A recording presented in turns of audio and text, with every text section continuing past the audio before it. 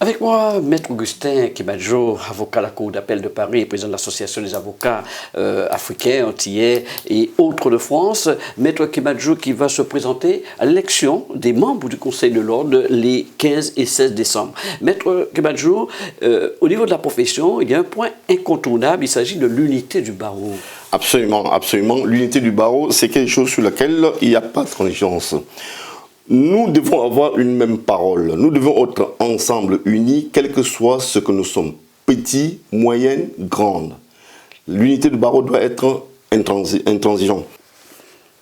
Parce que le public ne nous voit unis que si nous parlons d'une même voix. Le public ne nous voit unis que si nous avons ou nous réagissons de la même façon en ce qui concerne la défense des citoyens, la défense des droits, la défense de l'intérêt public et non pas notre petite corporation à nous. Nous devons parler d'une même voix, c'est-à-dire l'ordre de Paris parle de la même voix que le Conseil national de France, qui est notre institution nationale. Nous devions donc avoir au niveau de l'ordre, et c'est la raison pour laquelle je participe et je serai dans la ligne tracée par M. le bâtonnier dans les différentes missions qui me seront confiées. Si je suis élu, si j'ai la faveur de mes compatriotes, de mes confrères, si j'ai la faveur de tous les avocats, des grands cabinets, des petits cabinets, des individuels. Alors, Paris, place de droit reconnue internationalement? Alors, oui, la place de Paris n'est pas aussi connue que d'autres grandes places. Et nous devions aménager, je dirais, nos efforts. Principalement, je pense, l'ordre de Paris aujourd'hui est en train de faire ce qu'il faut pour pouvoir rattraper le retard qui était son retard sur le plan international, sur certains plans. Alors que le barreau de Paris est l'un des barreaux les plus respectés au monde. Hein, ça, il ne faut pas l'ignorer. Je m'adresse à vous, mes confrères. La place de Paris sur le plan international est extrêmement importante. C'est l'un des barreaux les plus respectés au monde. Mais seulement aujourd'hui, le barreau de Paris n'occupe pas sa place. Il n'y a pas à transiger là-dessus. Il faudrait absolument que nous soyons intelligents pour que notre ordre, je suis confiant au nouveau bâtonnier et bâtonnière qui vient d'être élus, je suis confiant qu'ils ont la capacité et l'intelligence pour rattraper cette place, pour récupérer cette place qui est la nôtre. Il ne faut pas oublier que dans le monde, il y a beaucoup de francophonie, et toutes ces francophonies ne parlent que de la place, ne parlent que de l'ordre de Paris. La formation?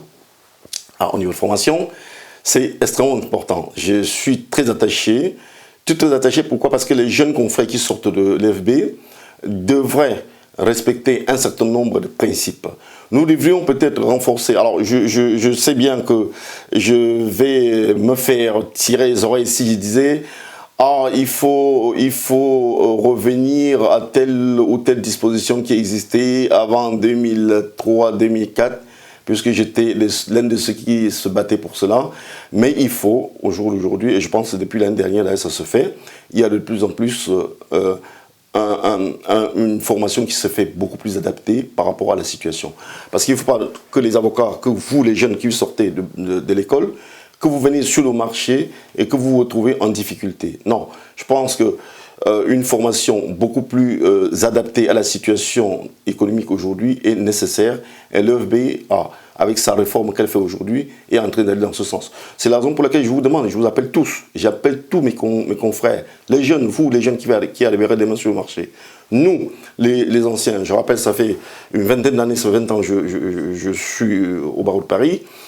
Je pense sans trop exagérer que nous avons souffert au départ, mais qu'aujourd'hui, il y a de plus en plus d'avocats au barreau de Paris. Nous sommes au nombre de 28 000 au barreau de Paris. Donc il faut une formation beaucoup plus adaptée, une formation qui soit digne, de qualité et qui rende à l'avocat sa place de dignité dans tout, je dirais, le processus économique de notre pays. Dernier point important, la déontologie. Alors, sur la déontologie, je crois que c'est le socle de notre formation. Et cette déontologie, je m'adresse à vous tous. C'est l'un des combats les plus importants de tout avocat. Et c'est ça qui fait notre fierté. Parce que quelle que soit la profession la profession d'avocat a sur ce point quelque chose que vous tous, vous devez connaître. C'est le respect, la probité. C'est d'ailleurs le sens de notre serment à tous. Je m'adresse à vous, les plus anciens, vous, les jeunes qui allez arriver aujourd'hui, de tout faire pour que cette notion de déontologie reste le socle de ce qu'est un avocat. Un avocat ne peut pas se permettre de faire autrement. Je prendrai un ou deux exemples en ce qui concerne la déontologie que les jeunes qui arrivent sur le marché aujourd'hui ou qui arrivent au barreau de Paris aujourd'hui doivent, et c'est d'ailleurs ce qu'on leur apprend à l'école aujourd'hui, doivent faire très attention. C'est au niveau, je dirais, des honoraires. Quand un avocat a son client, le client lui verse une certaine somme pour son dossier. La somme réclamée par l'avocat peut être importante, très importante, et que le client se plaint. Le client se plaint à M. le bâtonnier. M. le bâtonnier rend une décision. Rendant cette décision, demande à l'avocat de rembourser une partie de cette somme. Le plus souvent, les sommes anciennes, le plus souvent, les sommes que l'avocat a encaissées, et l'avocat refuse. L'avocat peut faire appel. Si à l'appel, l'avocat est condamné à rembourser cette somme et qu'elle ne rembourse pas, la déontologie, il tombe sous le coup de la déontologie. Il y a manquement de la part de cet avocat, il y a manquement à la probité. Et ça, c'est une chose que beaucoup de jeunes avocats arrivent à commettre sans s'en rendre compte. Un autre petit point, c'est lorsque les avocats perçoivent les fonds, lorsque vous percevez les fonds, qui sont des fonds à déposer, ces fonds doivent être déposés à la CARPA et non pas sur les comptes personnels. Ces comptes, c'est l'argent de vos clients, de nos clients. Une fois cette somme dossier terminé, cette somme doit être restituée à la cliente ou à ceux à qui les sommes doivent aller. Le plus souvent, je ne dis pas que ça se fait, mais il y en a encore, le plus souvent, les confrères font la confusion entre leur compte personnel et le compte CARPA. Ils encaissent leurs fonds personnels ils encaissent les fonds de leurs clients sur le compte personnel. C'est quelque chose à laquelle il faut faire très attention. C'est également sanctionné déontologiquement très dur. Et puis le respect d'un confrère, le respect de tout est quelque chose d'extrêmement important en déontologie. Il y a plusieurs panoplies déontologiques. C'est la chose la plus enseignée aujourd'hui à l'école. C'est la chose sur laquelle nous sommes très attachés. Et je vous demande tous que si je suis élu, je prendrai toutes mes responsabilités pour apprendre ou pour rappeler à tous les jeunes, à tous les moins jeunes, à tous ceux qui se perdent, comment faire pour éviter ce genre, je dirais, de confusion. Et au niveau, un point qui est aussi important, ces problèmes nous amènent le plus souvent à nous trouver en situation difficile. Ces situations difficiles nous amènent devant la procédure collective, c'est-à-dire l'avocat se retrouve en licenciement. Faites attention, je suis là pour vous défendre, mais je suis également pour vous éviter de vous retrouver devant ces juridictions.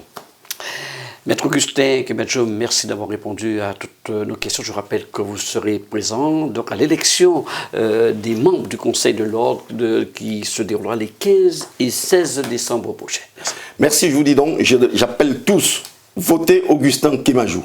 Tous, votez Augustin Kemadjo. Et vous ne serez en aucun cas, en aucune circonstance, déçu de votre élection. Élu, je l'ai été en 2004.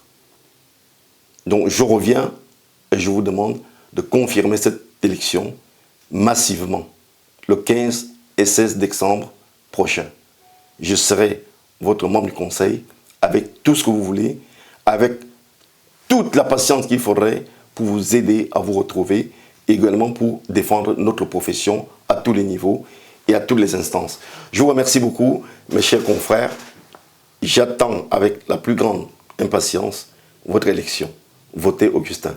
Merci.